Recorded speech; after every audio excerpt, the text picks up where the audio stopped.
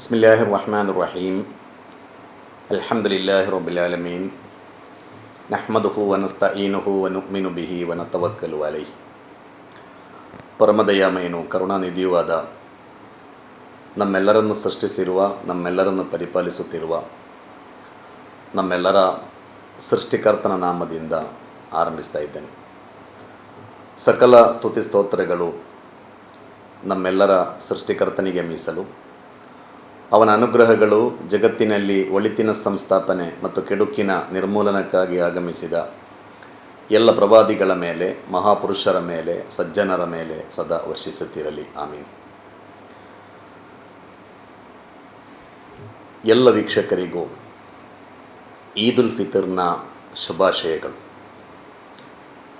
ಸಹೋದರ ಸಹೋದರಿಯರೇ, ಅಸ್ಸಲಾಮು ಅಲೈಕುಂ. ನಿಮ್ಮೆಲ್ಲರ ಮೇಲೆ ದೇವರ ಶಾಂತಿ ಮತ್ತು ಕರುಣೆ ಇರಲಿ. ಈ ದಿನ ಈದ್ ಉಲ್ ಫಿತರ್ನ ಸುದಿನ, ಈದ್ ಉಲ್ ಫಿತರ್ನ ಸಂಭ್ರಮದ ದಿನ. ಮುಸ್ಲಿಮರು 30 ದಿನಗಳ ಕಠಿಣ ಉಪವಾಸದ ನಂತರ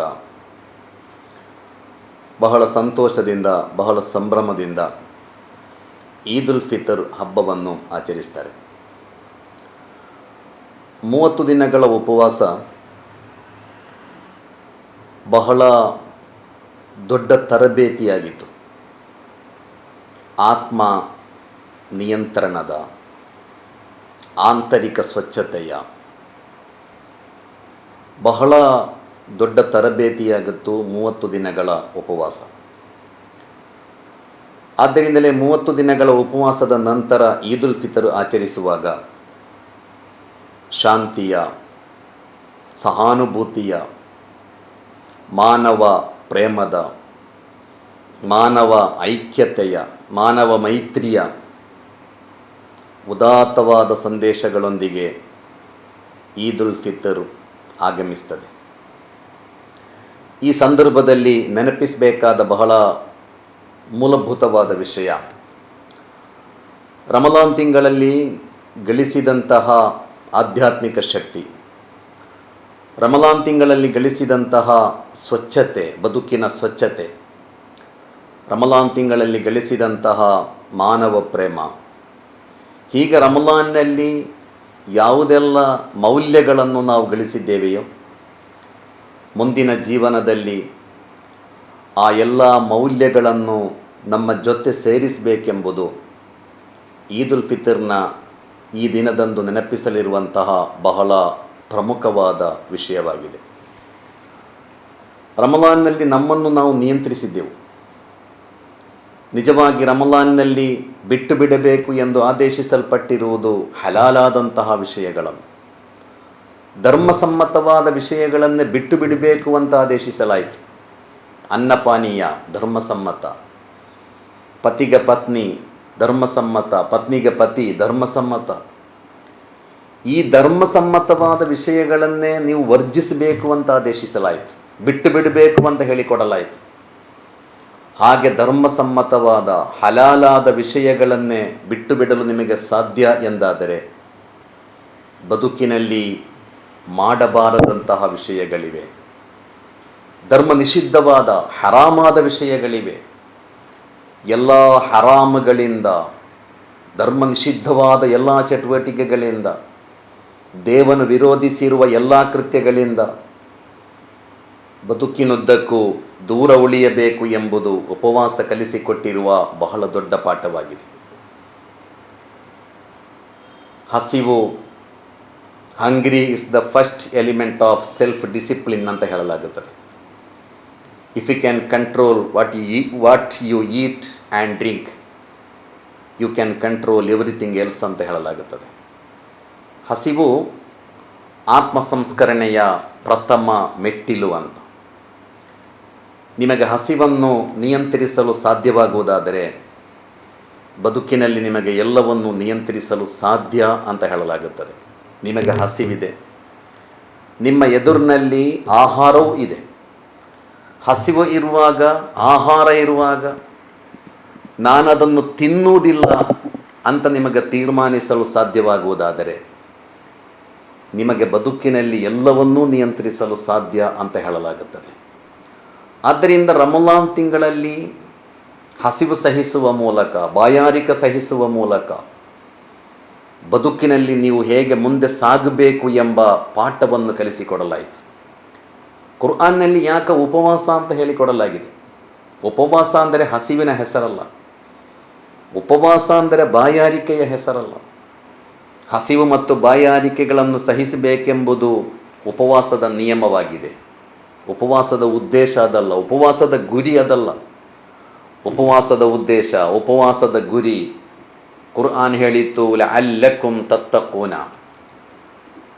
ನೀವು ದೇವಭಯ ಆಗಲು, ನಿಮ್ಮ ಬದುಕು ಬಹಳ ಜಾಗರೂಕತೆಯ ಬದುಕಾಗಲು ನಿಮಗೆ ಉಪವಾಸವನ್ನು ಕಡ್ಡಾಯಗೊಳಿಸಲಾಗಿದೆ ಎಂದು ಕುರ್ಆನ್ ಹೇಳಿದರೆ, ಈದ್ ಉಲ್ ಫಿತರ್ನ ಸಂದೇಶವಾಗಿ ಪ್ರಪ್ರಥಮವಾಗಿ ನನ್ನ ಸಹೋದರ ಸಹೋದರಿಯರೊಂದಿಗೆ ನಾನು ಹಂಚಿಕೊಳ್ಳುತ್ತಿರುವುದು ಯಾವ ನಿಯಂತ್ರಣದ ಪಾಠವನ್ನು, ಯಾವ ಆಂತರಿಕ ಸ್ವಚ್ಛತೆಯ ಪಾಠವನ್ನು, ಯಾವ ದೇವ ಭಯದ ಪಾಠವನ್ನು ರಂಜಾನ್ ತಿಂಗಳಲ್ಲಿ ನಾವು ಪಡೆದಿದ್ದೇವೆಯೋ ಆ ಮಾರ್ಗದರ್ಶನ, ಆ ನಿಯಂತ್ರಣ ಅದು ಖಂಡಿತವಾಗಿಯೂ ನಮ್ಮ ಮುಂದಿನ ಜೀವನಕ್ಕೆ ನಮಗೆ ಮಾರ್ಗದರ್ಶಕವಾಗಬೇಕಾಗಿದೆ. ಎರಡನೆಯದಾಗಿ, ಈದ್ ಉಲ್ ಫಿತರ್ ಅಂದರೆ ಈ ದಿನದ ಅತ್ಯಂತ ಪ್ರಮುಖವಾದ ಕರ್ಮ ಫಿತ್ರ್ ಝಕಾತ್. ಅಂದರೆ ಈ ದಿನ ಚಂದ್ರ ದರ್ಶನ ಆದ ಕೂಡಲೇ ಸತ್ಯವಿಶ್ವಾಸಿಗಳು ಮಾಡಬೇಕಾದ ಬಹಳ ಪ್ರಮುಖವಾದ ಕೆಲಸ, ಬಡವರನ್ನು ಹುಡುಕಿಕೊಂಡು ಹೋಗಬೇಕು. ನೀವು ಅಸಹಾಯಕರನ್ನು ಹುಡುಕಿಕೊಂಡು ಹೋಗಬೇಕು, ಕಷ್ಟಪಡುವವರನ್ನು ಹುಡುಕಿಕೊಂಡು ಹೋಗಬೇಕು.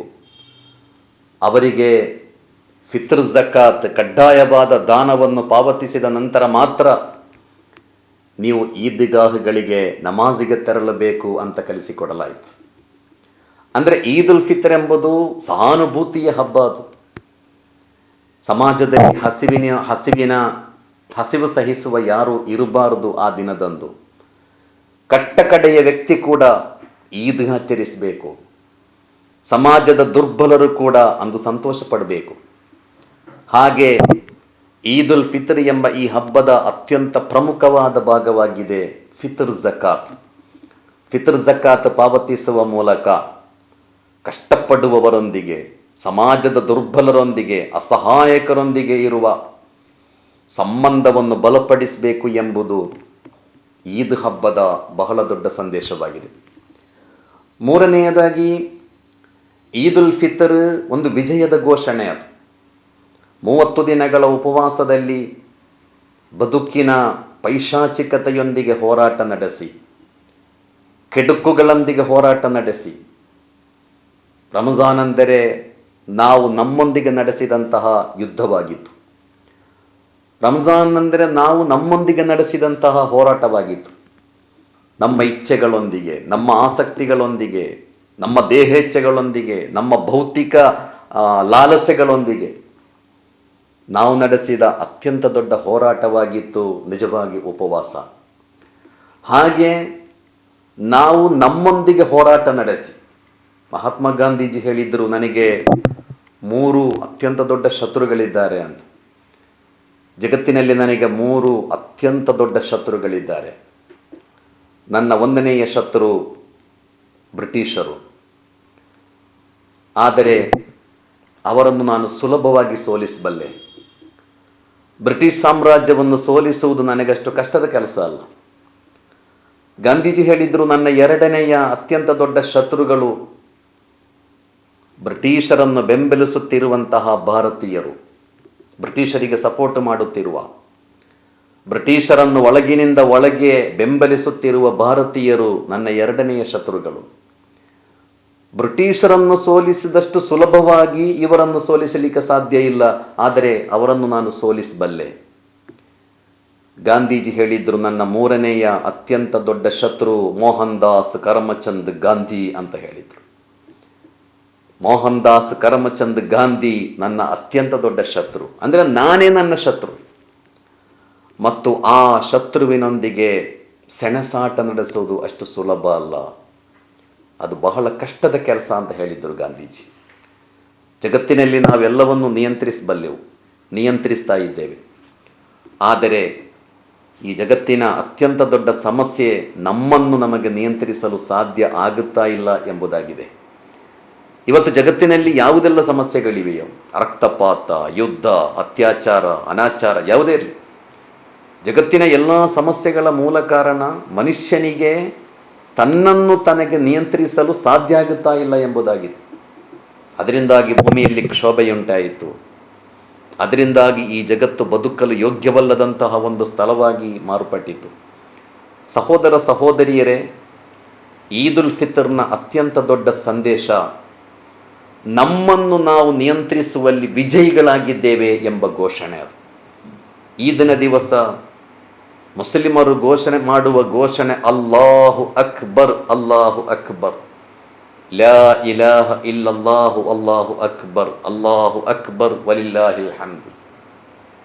ಇವತ್ತು ದೇವ ದೊಡ್ಡವನು ಅಂತ ನಾವು ಘೋಷಿಸ್ತೇವೆ. ಅಂದರೆ ದೇವನು ದೊಡ್ಡವನು ಎಂಬುದನ್ನು ಬದುಕಿನ ಮೂಲಕ ನಾನಿವತ್ತು ಸಾಬೀತುಪಡಿಸಿದ್ದೇನೆ ಅಂತ. ಯಾವುದೆಲ್ಲ ದೊಡ್ಡದು ಅಂತ ನಾವು ತಿಳಿದಿದ್ದೇವೆಯೋ ಅದು ಯಾವುದು ದೊಡ್ಡದಲ್ಲ. ನನ್ನ ಬದುಕಿನಲ್ಲಿ ನನ್ನನ್ನು ಸೃಷ್ಟಿಸಿದ, ನನ್ನನ್ನು ಪರಿಪಾಲಿಸುತ್ತಿರುವ ನನ್ನ ದೇವ ಮಾತ್ರ ದೊಡ್ಡವನು, ನನ್ನ ದೇವ ಮಾತ್ರ ದೊಡ್ಡವನು. ಹಾಗೆ ಎಲ್ಲ ರೀತಿಯ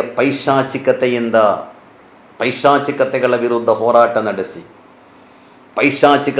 ಪೈಶಾಚಿಕತೆಯನ್ನು ಸೋಲಿಸಿ ಈದ್ ಉಲ್ ಫಿತರ್ ಎಂಬುದು ಒಂದು ವಿಜಯದ ಘೋಷಣೆಯಾಗಿದೆ, ವಿಜಯದ ಘೋಷಣೆ. ಸಹೋದರ ಸಹೋದರಿಯರೇ, ಈದ್ ಹಬ್ಬ ಬಹಳ ದೊಡ್ಡ ಮನುಷ್ಯತ್ವವನ್ನು ಕಲಿಸಿಕೊಡುವಂತಹ ಹಬ್ಬವಾಗಿದೆ.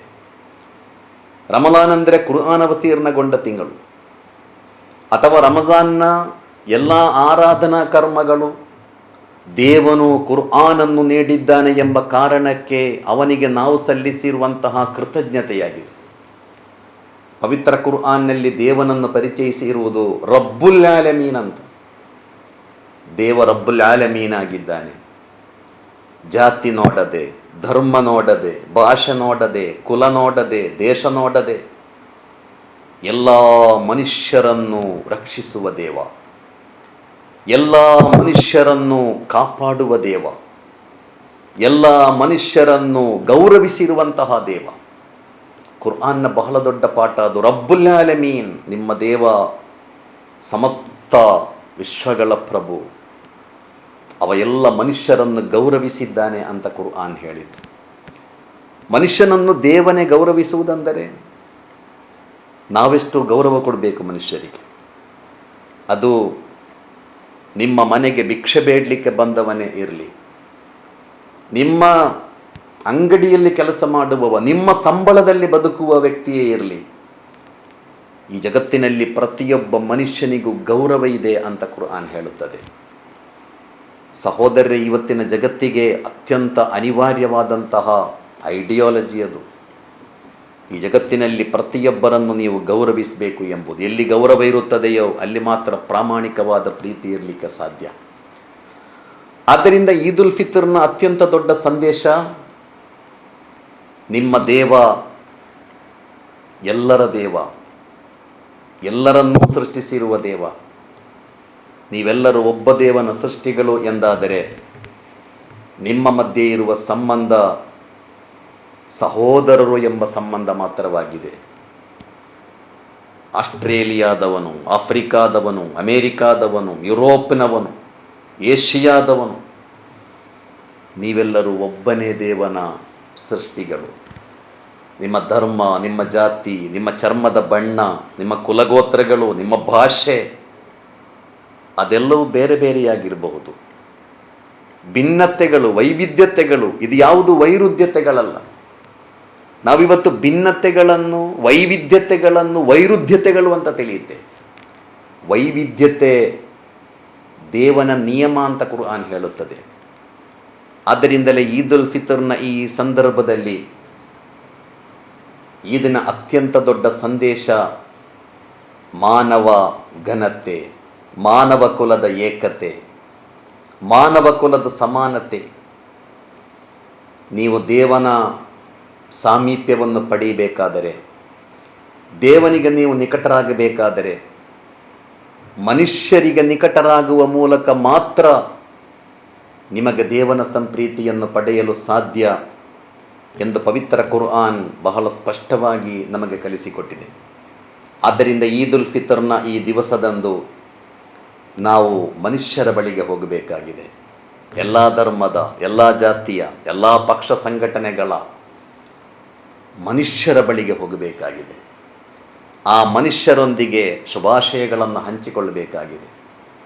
ಆ ಮನುಷ್ಯರಿಗೆ ಸಂತೋಷವನ್ನು ಕೊಡಲಿಕ್ಕೆ ನಮಗೆ ಸಾಧ್ಯವಾಗಬೇಕಾಗಿದೆ. ಖಂಡಿತವಾಗಿಯೂ ನಾವು ಈದ್ ಆಚರಿಸುತ್ತಿರುವುದು ಒಂದು ಮಹಾಮಾರಿ ನಮ್ಮ ದೇಶವನ್ನು, ನಮ್ಮ ರಾಜ್ಯವನ್ನು, ನಮ್ಮ ನಾಡನ್ನು, ಇಡೀ ಜಗತ್ತನ್ನು ಒಂದು ಮಹಾಮಾರಿ ಅತ್ಯಂತ ಭೀಕರವಾಗಿ ಕಾಡುತ್ತಿರುವ ಬಹಳ ಕಠಿಣ ಪರಿಸ್ಥಿತಿಯಲ್ಲಿ, ಬಹಳ ಕಠೋರವಾದ ಸವಾಲುಗಳ ಮಧ್ಯೆ ನಾವಿವತ್ತು ಈದುಲ್ ಫಿತರ್ ಆಚರಿಸ್ತಾ ಇದ್ದೇವೆ. ಸಹೋದರ ಸಹೋದರಿಯರೇ, ಇದು ಸಂಭ್ರಮಿಸಬೇಕಾದ ಸಂದರ್ಭ ಖಂಡಿತ ಅಲ್ಲ. ಆಕ್ಸಿಜನ್ ಸಿಗದೆ, ಬೆಡ್ ಸಿಗದೆ, ವೆಂಟಿಲೇಟರ್ ಇಲ್ಲದೆ,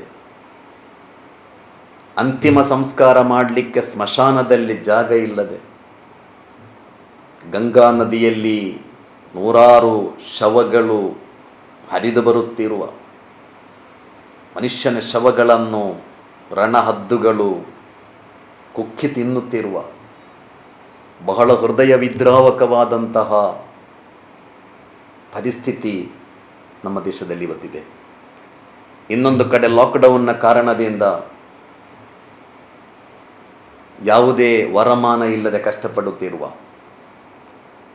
ಬದುಕಿಗೆ ದಾರಿಗಳಿಲ್ಲದೆ ಬದುಕು ಭಾರವಾಗಿರುವ, ಅನ್ನಕ್ಕೆ ಗತಿ ಇಲ್ಲದ ಒಂದು ದೊಡ್ಡ ವರ್ಗ ಇನ್ನೊಂದು ಕಡೆ.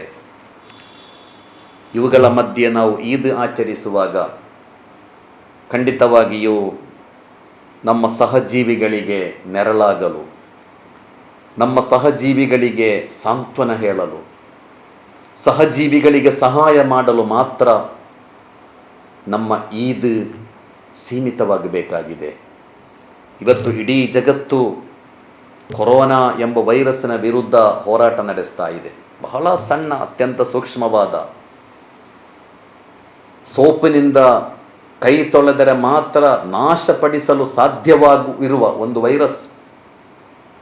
ಆ ವೈರಸ್ಸನ್ನು ಸೋಲಿಸುವಲ್ಲಿ ಮನುಷ್ಯ ಇವತ್ತು ವಿಫಲನಾಗುತ್ತಾ ಇದ್ದಾನೆ, ಮನುಷ್ಯ ಸೋತು ಹೋಗುತ್ತಾ ಇದ್ದಾನೆ. ಇಂತಹ ಒಂದು ಸಂದರ್ಭದಲ್ಲಿ ಖಂಡಿತವಾಗಿಯೂ ದೇವನ ಕಡೆಗೆ ಮರಳಲು ಕೂಡ ನಮಗೆ ಈದ್ ಪ್ರೇರಣೆಯಾಗಬೇಕಾಗಿದೆ. ಈದಿನ ಒಂದು ಅರ್ಥ ಮರಳುವಿಕೆ ಅಂತ. ದೇವನ ಕಡೆಗೆ ಮರಳಲು, ಅಪರಾಧದ ಬದುಕಿನಿಂದ ಪವಿತ್ರ ಕುರ್ಆನ್ನಲ್ಲಿ ಬಹಳ ಸ್ಪಷ್ಟವಾಗಿ ಹೇಳಲಾಯಿತು, ಲಹರಲ್ ಫಸಾದು ಫಿಲ್ ಬರ್ರಿ ವಲ್ ಬಹಿರಿ ಬಿಮಾ ಕಸಬತ್ ಐದಿನ್ನಾಸ್. ನಿಮ್ಮ ಕರ್ಮಗಳು, ನೀವು ಮಾಡಿದ ಕರ್ಮಗಳ ಕಾರಣದಿಂದಾಗಿ ಭೂಮಿಯಲ್ಲಿ ಕ್ಷೋಭೆಯುಂಟಾಗುತ್ತದೆ. ಆದ್ದರಿಂದ ಇಂತಹ ಸಾಂಕ್ರಾಮಿಕ ರೋಗಗಳು ಬರುವಾಗ, ಕಷ್ಟಗಳು ಬರುವಾಗ ನಮಗೆ ಗೊತ್ತಿರಬೇಕು, ನಾವು ಮಾಡಿರುವ ಅಪರಾಧದ ಕಾರಣಕ್ಕೆ, ಅಧರ್ಮದ, ಧಿಕ್ಕಾರದ ಬದುಕಿನ ಶೈಲಿ, ಆ ಕಾರಣಕ್ಕೆ ದೇವನು ನಮ್ಮನ್ನು ಪರೀಕ್ಷಿಸ್ತಾ ಇದ್ದಾನೆ. ದೇವನು ನಮಗೆ ಪಾಠ ಕಲಿಸ್ತಾ ಇದ್ದಾನೆ. ಕುರ್ಆನ್ ಹೇಳಿತು, ಲಅಲ್ಲಕುಂ ಯರ್ಜಿಊನ್. ದೇವ ನಿಮ್ಮನ್ನು ಕೆಲವೊಮ್ಮೆ ಪರೀಕ್ಷಿಸ್ತಾನೆ, ನೀವು ಅಧರ್ಮದ ಬದುಕಿನಿಂದ ಮರಳುವಂತಾಗಲು, ಅಪರಾಧದ ಬದುಕನ್ನು ತಿದ್ದಿಕೊಳ್ಳುವಂತಾಗಲು, ಬದುಕನ್ನು ಸುಧಾರಿಸುವಂತಾಗಲು ದೇವ ಕೆಲವೊಮ್ಮೆ ನಿಮ್ಮನ್ನು ಈ ಭೂಮಿಯಲ್ಲಿ ಪರೀಕ್ಷೆಗೆ ಒಳಪಡಿಸುತ್ತಾನೆ ಎಂದು ಕುರ್ಆನ್ ಕಲಿಸಿಕೊಟ್ಟಿದ್ದರೆ, ಈ ವೈರಸ್ಗಳ ಮಧ್ಯೆ ಅದುಂಟು ಮಾಡುತ್ತಿರುವಂತಹ ಭಯಾನಕವಾದ ಸಂಕಷ್ಟಗಳ ಮಧ್ಯೆ ನಿಜವಾಗಿಯೂ ದೇವನ ಕಡೆಗೆ ಮರಳಲು, ಅಪರಾಧದ ಬದುಕನ್ನು ತಿದ್ದಿಕೊಳ್ಳಲು, ಅಧರ್ಮದ ಬದುಕನ್ನು ತಿದ್ದಿಕೊಳ್ಳಲು, ಬದುಕನ್ನು ಸುಧಾರಿಸಿಕೊಳ್ಳಲು ನಮಗೆ ಖಂಡಿತವಾಗಿಯೂ ಸಾಧ್ಯವಾಗಬೇಕಾಗಿದೆ. ಈದುಲ್ ಫಿತರ್ನ ಅತ್ಯಂತ ದೊಡ್ಡ ಸಂದೇಶ ಅದು. ಅದೇ ರೀತಿ ಈ ವೈರಸ್ಗಳು, ಕೊರೋನಾ ನಮಗೆ ಧಾರಾಳ ಪಾಠ ಕಲಿಸಿಕೊಟ್ಟಿದೆ. ಕೊರೋನಾ ಕಲಿಸಿಕೊಟ್ಟಿರುವ ಅತ್ಯಂತ ದೊಡ್ಡ ಪಾಠ ನಿಮ್ಮ ಬದುಕಿಗೆ ಶಿಸ್ತು ಇರಬೇಕು ಎಂಬುದಾಗಿದೆ. ಬದುಕಿನಲ್ಲಿ ಅಗತ್ಯ, ಅನಗತ್ಯ, ಅತಿ ಅಗತ್ಯ ಅಂತೆಲ್ಲ ಇದೆ. ನಿಮ್ಮ ಬದುಕಿನಲ್ಲಿ ಅತಿ ಅಗತ್ಯ ಯಾವುದೋ ಅದು ಮಾತ್ರ ನೀವು ನಿರ್ವಹಿಸಬೇಕು. ಎಲ್ಲ ಅನಗತ್ಯಗಳನ್ನು ಬಿಟ್ಟು ಬಿಡಬೇಕು. ದುಂದುವೆಚ್ಚದ, ದುರ್ವ್ಯಯದ ಸಂಸ್ಕಾರವನ್ನು ಬಿಟ್ಟು ಬಿಡಬೇಕು. ಸರಳತೆ ಎಂಬ ಸಿದ್ಧಾಂತಕ್ಕೆ ಇವತ್ತಿನ ಜಗತ್ತಿನಲ್ಲಿ ಬಹಳ ಪ್ರಾಮುಖ್ಯತೆ ಇದೆ ಸಹೋದರರೇ. ಸರಳ ಬದುಕು ಅದು ನಾವು ರೂಢಿಸಿಕೊಳ್ಬೇಕು ಎಂದು ಮಾತ್ರ ಅಲ್ಲ, ನಮ್ಮ ಕುಟುಂಬಕ್ಕೆ ಅದನ್ನು ಕಲಿಸಿಕೊಡಬೇಕಾಗಿದೆ. ನಮ್ಮ ಮಕ್ಕಳಿಗೆ ಅಗತ್ಯ, ಅನಗತ್ಯ, ಅತಿ ಅಗತ್ಯ ಯಾವುದು ಅಂತ ಪಾಠ ಹೇಳಿಕೊಡಬೇಕಾಗಿದೆ. ಇಲ್ಲ ಎಂದಾದರೆ ನಾಳೆ ಬದುಕು ಭಯಾನಕವಾಗಿರಬಹುದು. ಮುಂದಿನ ತಲೆಮಾರು ಅತ್ಯಂತ ಕಷ್ಟ ಪರಿಸ್ಥಿತಿಯನ್ನು ಖಂಡಿತ ಎದುರಿಸಬೇಕಾಗಬಹುದು. ಈ ನಿಟ್ಟಿನಲ್ಲಿ ನಮಗೆ ಕೊರೋನಾ ಕಲಿಸಿಕೊಟ್ಟ ಬಹಳ ದೊಡ್ಡ ಪಾಠ, ಕೊರೋನೋತ್ತರ ಕಾಲದಲ್ಲಿ ತೀವ್ರ ಆರ್ಥಿಕ ಮುಗ್ಗಟ್ಟನ್ನು ನಾವೆಲ್ಲ ಖಂಡಿತ ಎದುರಿಸಲೇಬೇಕಾಗುತ್ತದೆ. ಆ ಪರಿಸ್ಥಿತಿಯಲ್ಲಿ, ಆ ಸಂದರ್ಭದಲ್ಲಿ ಬದುಕಿನ ಶೈಲಿ ಬದಲಾಯಿಸದಿದ್ದರೆ, ಬದುಕಿನ ಅಭ್ಯಾಸಗಳನ್ನು ಬದಲಾಯಿಸದಿದ್ದರೆ, ಸರಳತೆಯನ್ನು ರೂಢಿಸಿಕೊಳ್ಳದಿದ್ದರೆ ಖಂಡಿತವಾಗಿಯೂ ಆತ್ಮಹತ್ಯೆಗೆ ಶರಣಾಗುವಂತಹ ದುರಂತ ನಮ್ಮನ್ನು ಕಾಡಬಹುದು. ಈ ನಿಟ್ಟಿನಲ್ಲಿ ಅತ್ಯಂತ ಸರಳವಾದ ಬದುಕನ್ನು ರೂಢಿಸಿಕೊಳ್ಳಬೇಕು ಎಂಬುದು ಇವತ್ತಿನ ಕಾಲ ನಮಗೆ ಕಲಿಸಿಕೊಟ್ಟಿರುವ ಪಾಠ. ಈದಿನ ಸಂದೇಶವು ಅದೇ ಆಗಿದೆ. ಕೊನೆಯದಾಗಿ, ನಮ್ಮ ದೇಶದಲ್ಲಿ ಹೇಗೆ ಕೊರೋನಾ ವೈರಸ್ ವ್ಯಾಪಕವಾಗುತ್ತಾ ಇದೆಯೋ ಅದಕ್ಕಿಂತ ಮಾರಕವಾಗಿ ಕೋಮು ವೈರಸ್ ದೇಶದಾದ್ಯಂತ ಹಬ್ಬುತ್ತಾ ಇದೆ. ಅದು ಮನುಷ್ಯನ ಮನಸ್ಸುಗಳನ್ನು ಮಲಿನಗೊಳಿಸ್ತಾ ಇದೆ. ಅದು ಈ ದೇಶವಾಸಿಗಳ ಮಧ್ಯೆ ವಿಭಜನೆಯನ್ನು ಸೃಷ್ಟಿಸ್ತಾ ಇದೆ. ಕೊರೋನಾ ವೈರಸ್ಸಿನೊಂದಿಗೆ ಹೋರಾಟ ನಡೆಸುವುದರ ಜೊತೆಗೆ ನಾವೆಲ್ಲ ಕೋಮು ವೈರಸ್ಗಳೊಂದಿಗೆಯೂ ನಿರಂತರ ಹೋರಾಟ ನಡೆಸಲೇಬೇಕಾಗಿದೆ. ಇಲ್ಲ ಅಂದರೆ ಅದು ಈ ದೇಶದ ಭದ್ರತೆಗೆ ಮಾರಕ, ಈ ದೇಶದ ಅಖಂಡತೆಗೆ ಮಾರಕವಾದದ್ದು. ಕೋಮು ವೈರಸ್ಸಿನೊಂದಿಗೆ ನಾವು ಹೋರಾಟ ನಡೆಸಬೇಕಾದದ್ದು ಅತ್ಯಂತ ಒಳ್ಳೆಯ ವಿಧಾನಗಳ ಮೂಲಕ. ಕೋಮುವಾದದಿಂದ ಅಳಿಸಲಿಕ್ಕೆ ಖಂಡಿತ ಸಾಧ್ಯ ಇಲ್ಲ. ಫ್ಯಾಸಿಸಮನ್ನು ಫ್ಯಾಸಿಸಮ್ನಿಂದ ಅಳಿಸಿ ಹಾಕಲಿಕ್ಕೆ ಖಂಡಿತ ಸಾಧ್ಯ ಇಲ್ಲ. ವಂಶೀಯತೆಯನ್ನು ವಂಶೀಯತೆಯ ಮೂಲಕ ಅಳಿಸಿ ಹಾಕುವುದು ಖಂಡಿತ ಸಾಧ್ಯ ಇಲ್ಲ. ಕುರ್ಆನ್ ಕಲಿಸಿಕೊಟ್ಟ ಪಾಠ, ವಲ ತಸ್ತವಿಲ್ ಹಸನತು ವಲ ಸಯ್ಯಿಅ ಇದ್ಫಾ ಬಿಲ್ಲತಿ ಹಿಯ ಅಹ್ಸನ್ ಫಇದಲ್ಲದಿ ಬೈನಕ ವ ಬೈನಹು ಅದಾವತುನ್ ಕಅನ್ನಹು ವಲಿಯುನ್ ಹಮೀಮ್. ಎಲ್ಲ ಕೆಡುಕುಗಳನ್ನು ನೀವು ಒಳಿತಿನ ಮೂಲಕ ನಿವಾರಿಸಬೇಕು ಅಂತ ಕುರ್ಆನ್ ಹೇಳಿತು. ಎಲ್ಲ ಕೆಡುಕುಗಳನ್ನು ಒಳಿತಿನ ಮೂಲಕ ನೀವು ನಿವಾರಿಸಬೇಕು. ಆವಾಗ ನಿಮ್ಮ ಶತ್ರುಗಳು ನಿಮ್ಮ ಮಿತ್ರರಾಗುತ್ತಾರೆ ಎಂಬುದು ಕುರ್ಆನ್ನ ಸಾರಾಂಶ.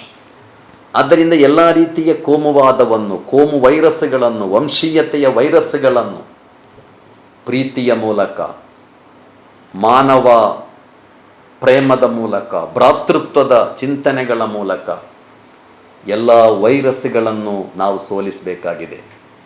ದೇವನ ಏಕತೆ ಅಂತ ಹೇಳಿದರೆ ಅದರ ಪ್ರಾಕ್ಟಿಕಲ್ ರೂಪ, ಅದರ ಪ್ರಾಯೋಗಿಕ ರೂಪ ಮಾನವ ಕುಲದ ಏಕತೆಯಾಗಿದೆ. ಜಗತ್ತಿಗೆ ಇವತ್ತು ಯೂನಿಟಿಯ ಸಿದ್ಧಾಂತ ಅಗತ್ಯ ಇದೆ. ಮನುಷ್ಯರೆಲ್ಲರೂ ಸಮಾನರು ಎಂಬ ಸಿದ್ಧಾಂತ, ಮನುಷ್ಯ ಕುಲದ ಏಕತೆಯ ಐಡಿಯಾಲಜಿ ಇವತ್ತಿನ ಸಮಾಜಕ್ಕೆ ಖಂಡಿತವಾಗಿಯೂ ಅಗತ್ಯ ಇದೆ.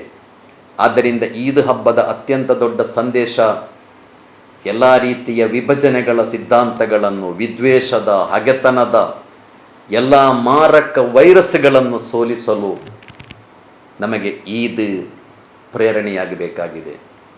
ಸಹೋದರ ಸಹೋದರಿಯರೇ, ಈ ದೇಶದ ಅತ್ಯಂತ ಹೊಣೆಗಾರಿಕೆ ಇರುವ ಪ್ರಜೆಗಳು ಎಂಬ ನೆಲೆಯಲ್ಲಿ ಈ ದೇಶದ ಅಭಿವೃದ್ಧಿಗಾಗಿ, ಈ ದೇಶದ ವಿಕಾಸಕ್ಕಾಗಿ, ಈ ದೇಶದ ಸಂರಕ್ಷಣೆಗಾಗಿ ಕೆಲಸ ಮಾಡಬೇಕಾದ ಇಚ್ಛಾಶಕ್ತಿಯನ್ನು ಖಂಡಿತವಾಗಿಯೂ ಈದ್ ಮತ್ತು ರಂಜಾನ್ನ ಉಪವಾಸ ನಮಗೆ ಕೊಡಲೇಬೇಕಾಗಿದೆ. ಆದ್ದರಿಂದಲೇ ಆ ಇಚ್ಛಾಶಕ್ತಿಯನ್ನು ಉಳಿಸಿಕೊಂಡು ಮುಂದೆ ಸಾಗಬೇಕಾಗಿದೆ. ಸಹೋದರ ಸಹೋದರಿಯರೇ, ಸಂಭ್ರಮದ ಈದ್ ಆಚರಿಸುತ್ತಿರುವ ಈ ಸಂದರ್ಭದಲ್ಲಿ ಈದಿನ ಸಂತೋಷ ಇಲ್ಲದ, ಈದಿನ ಸಂಭ್ರಮ ಇಲ್ಲದ ಎಷ್ಟೋ ನಿರಪರಾಧಿಗಳು ಜೈಲಿನಲ್ಲಿ ದೌರ್ಜನ್ಯ ಅನುಭವಿಸ್ತಾ ಇದ್ದಾರೆ. ಎಷ್ಟೋ ನಿರಪರಾಧಿಗಳು ಇವತ್ತು ಯುದ್ಧ ಭೂಮಿಯಲ್ಲಿದ್ದಾರೆ. ಫೆಲಸ್ತೀನ್ನ ಸಹೋದರ ಸಹೋದರಿಯರು ಇವತ್ತು ಯುದ್ಧ ಭೂಮಿಯಲ್ಲಿದ್ದಾರೆ. ಸಹೋದರರ ಎಲ್ಲ ದೌರ್ಜನ್ಯಕ್ಕೆ ಒಳಗಾಗಿರುವ, ಕಷ್ಟಪಡುತ್ತಿರುವ ಅಸಹಾಯಕರಿಗೆ ಈ ಸಂದರ್ಭದಲ್ಲಿ ನಾವು ಖಂಡಿತವಾಗಿಯೂ ಪ್ರಾರ್ಥಿಸಬೇಕಾಗಿದೆ. ದೇವ, ಅವರನ್ನು ನೀನು ರಕ್ಷಿಸು. ದೇವ, ಕಷ್ಟಪಡುವ ದುರ್ಬಲರಿಗೆ ನೀನು ಸಹಾಯ ಮಾಡು. ದೇವ, ಸಾಂಕ್ರಾಮಿಕ ರೋಗಗಳಿಂದ, ಆಪತ್ತುಗಳಿಂದ ನಮ್ಮ ದೇಶವನ್ನು ನೀನು ಕಾಪಾಡು, ನಮ್ಮ ದೇಶವನ್ನು ನೀನು ರಕ್ಷಿಸು. ಈ ಸಂದರ್ಭದಲ್ಲಿ ದೇವನಿಗೆ ಶರಣಾಗುವುದರ ಜೊತೆಗೆ ಎಲ್ಲ ಮನುಷ್ಯರನ್ನು ಒಟ್ಟಿಗೆ ಸೇರಿಸುವ ಪ್ರತಿಜ್ಞೆಯೊಂದಿಗೆ, ಎಲ್ಲ ಮನುಷ್ಯರನ್ನು ಸಹಿಸುವ, ಎಲ್ಲ ಮನುಷ್ಯರನ್ನು ಪ್ರೀತಿಸುವ, ಎಲ್ಲ ಮನುಷ್ಯರ ಒಳಿತಿಗಾಗಿ ಕೆಲಸ ಮಾಡುವ ಪ್ರತಿಜ್ಞೆಯೊಂದಿಗೆ ನಾವು ಮುಂದೆ ಸಾಗೋಣ. ಅಲ್ಲಾಹು ಅಕ್ಬರ್, ಅಲ್ಲಾಹು ಅಕ್ಬರ್, ಅಲ್ಲಾಹು ಅಕ್ಬರ್. ಮತ್ತೊಮ್ಮೆ ತಮಗೆಲ್ಲರಿಗೂ ಈದ್ ಉಲ್ ಫಿತರ್ನ ಶುಭಾಶಯಗಳು. ಅಸ್ಸಲಾಮು ಅಲೈಕುಂ. ನಿಮ್ಮೆಲ್ಲರ ಮೇಲೆ ದೇವನ ಶಾಂತಿ ಮತ್ತು ಕರುಣೆ ಇರಲಿ.